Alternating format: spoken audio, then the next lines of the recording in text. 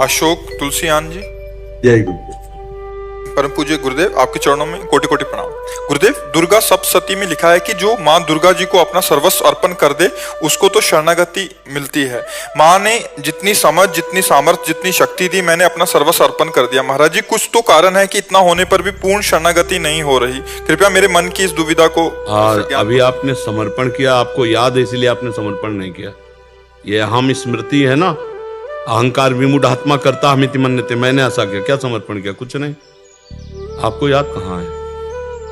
जब आपको याद ना हो इस बात का, मेरा कुछ है तो माँ का है, तो आपका क्या बनना है? फिर आप भी तो माँ के हैं, तो आप भी माँ स्वरूप ही हो जाएंगे। देवी प्रपन्नार्थ हरे प्रसीद प्रसीद मातर जगतोखिलस्य प्रसीद विश्वेश्वरी पाहि विश्वम तुमीश्वरी देवी चरा चरस्य। तो तुम भी तो वही हो, मात्र शक्ति तुम में भी तो विराजमान है। वो शक्ति नहीं आई, वो चैतन्यता नहीं है, तो समर्पण नहीं हुआ ना। हम आज सत्संग में कह रहे थे, अगर ध्यान से सुना हो, कि बिजली का बोर्ड सही है, प्लग भी लगा हुआ है, स्विच भी सही है, बल्ब भी सही है, और ऑन करने से जला क्यों नहीं? बोले कनेक्शन सही नहीं है। बस चावल भर कनेक्शन हटा, इसलिए ऑन ऑफ करते रहो, कोई फर्क नहीं पड़ेगा। और थोड़ा और कनेक्शन सही हो जाए, एक बार में जल जाएगा? नहीं जल जाएगा। हमारा कनेक्शन सही नहीं है, हमारा चिंतन सही नहीं है, हमारा समर्पण सही नहीं है। अभी अहम बकाया रह गया है। तन वांग मनोभीर अमलई सोहम तवै वाश्रिता। शरीर मन वाणी और अमलई निर्विकार भाव से मैं स्वयं प्रभु के चरणों में शरण, तो शरणागति पक्की। फिर निर्भय निसंकोच आनंद में आप बेपरवाह मस्त हो जाएंगे। वही, चाहे माँ को चाहे पिता को, वही हैं, वही है पिता। तुम्हें माता च पिता तुम्हें, तुम्हें बंधुश्च सखा तुम्हें विद्या द्रवणन तुम्हें। वही हरि माँ बने हैं, वही माँ हरि बनी है, कोई अंतर नहीं। वही कृष्ण काली है, वही काली ही कृष्ण है, कोई और एक ही तत्व है, दूसरा तो है नहीं। तो जब हम उसकी शरण में हो जाएंगे तो हमारे अंदर ये सब लक्षण जागृत हो जाएंगे। अभी हमारा समर्पण, हमारा चिंतन कहीं न कहीं विपरीत है। उसको आपको ढूंढना पड़ेगा, उसको आपको ढूंढना पड़ेगा। गुरुदेव की कृपा के बिना ये नहीं हो जाए। हाँ, तो आप नाम जप करो, उसी नाम में आपको दिखाई देने लगेगा आपसे क्या त्रुटि हो रही। हाँ, आप नाम जप करो, जो आपको प्रिय लग रहा हो, जो आप जप रहे हो, और एकाकार जपो। जैसे मान लो माँ, हम कह रहे हैं मान लो माँ, तो हमारे सामने माँ लिखा है, और माँ माँ, उसी के बीच में आ जाएगी जो गलती आपकी है, जो आपकी त्रुटि है, वो साधक के सामने आ जाती कि बार बार जलन होगा और ये होगा, ये गलती है, कैसे छूटे ये, बस जान लेना वो गलती आ जाएगी। पूरा का पूरा अंतःकरण की छानबीन भजन के समय होती है। जब हम एकाग्रता पूर्वक भजन करते तो हमारी सबसे ज्यादा जितनी गंदगी होती जो, वही सामने आती है, वही हमारे सामने आने लगे। एकदम ऐसा ही हो, क्योंकि अपने लोग चल रहे हैं, अपने लोग कोई प्रवचन थोड़ी कर रहे हैं, उसी मार्ग में चल रहे हैं, तो उसको देखा है। उसी कमियों को हम क्रमशः दूर करते हैं, धीरे धीरे एक एक बात पकड़ी, आज ये छोड़ा, फिर ये छोड़ा, फिर ये छोड़ा, और धीरे धीरे निरपेक्ष होते चले जा रहे हैं। नया संस्कार न बनने पावे, पुराने संस्कार निकल रहे हैं, और भजन हमारा एक तार चलेगा, तब ये पकड़ आएगी। ऐसे मनोरंजन वाला भजन नहीं काम करता है, इसमें काम करता है एक तार भजन। तन्मयता पूर्वक देख भी रहे हैं, वही सुन रहे हैं, वही हम अंदर से जप रहे हैं।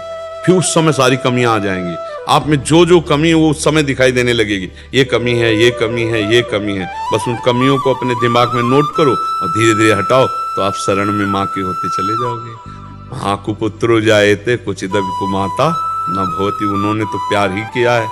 हमारी तरफ से जो कमी है उसको हम माँ के ज्ञान बल से, बुद्धि बल से दूर करते हैं, और माँ के करुणा में चरणों का आश्रय लेकर के माँ स्वरूप हो जाते हैं।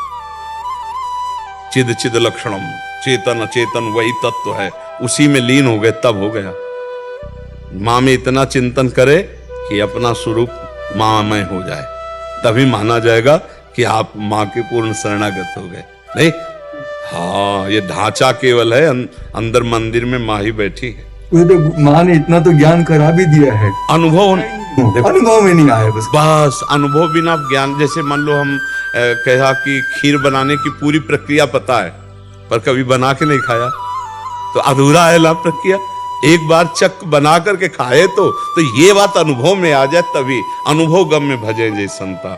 ज्ञान तो बहुत लोगों को है, लेकिन उसका अनुभव कहाँ है? अनुभव हो जाए तो जीवन मुक्त हो जाए। आनंदमय हो जाए। ठीक है।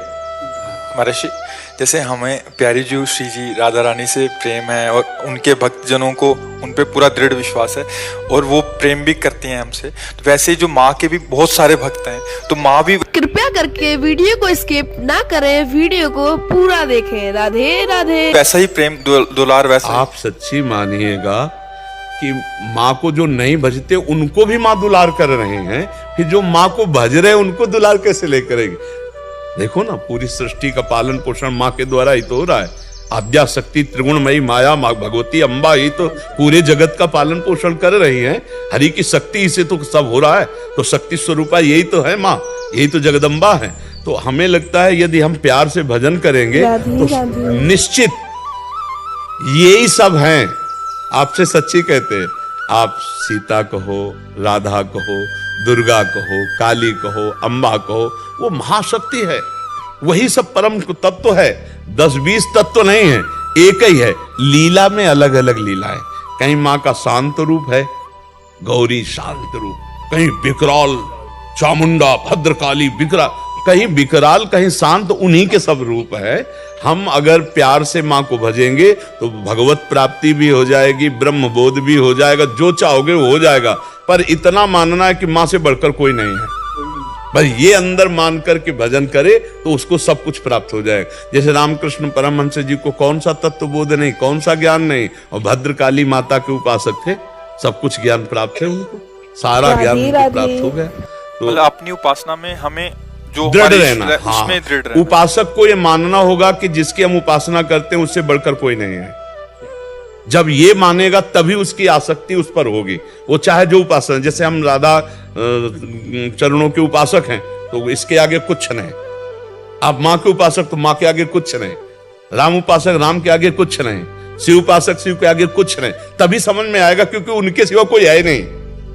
तभी आपकी आसक्ति होगी, तभी आप तन्मय होंगे। और जहां दूसरा प्रतीत हुआ तो फिर वो भाव नहीं बन पाएगा, जो भाव मोक्ष प्रदान करने वाला है या प्रेम प्रदान करने वाला। प्रेम गलियत सांकरी तामे दो ना समाए, एक ही होकर जाना होगा, एक भाव से। माँ की स्तुति करो, बस एक कोई पकड़ के उसे, बस उनके सिवा कोई है ही नहीं।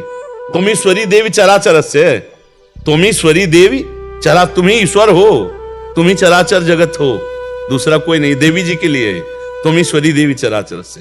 देवी प्रपन्नार्थ माने शरणागत, हरे प्रसीद, जो इनकी शरण में आ गया उसके सारे दुखों को हरण करके प्रसन्नता और सुख प्रदान किया। देवी प्रपन्नार्थ हरे प्रसीद मातर जगतो खिलस्य, हे जगत की अखिल माता आप हम पर प्रसन्न हो। हाँ, सब पर दया करो, सत्य भाव से चलो, उनका नाम जप करो, दूसरों को सुख पहुंचाओ, माँ प्रसन्न हो जाएगी। माँ ने ज्ञान कराया, एक को ब्रह्म द्वितीय नासे, सब में मैं ही हूँ। जब ये ज्ञान उसने कराया तो ये दर्शन भी वही देगी। इसके लिए हमको निरंतर उसका चिंतन करना है, ऐसा नहीं कि आलसी बनकर बैठ जाना है।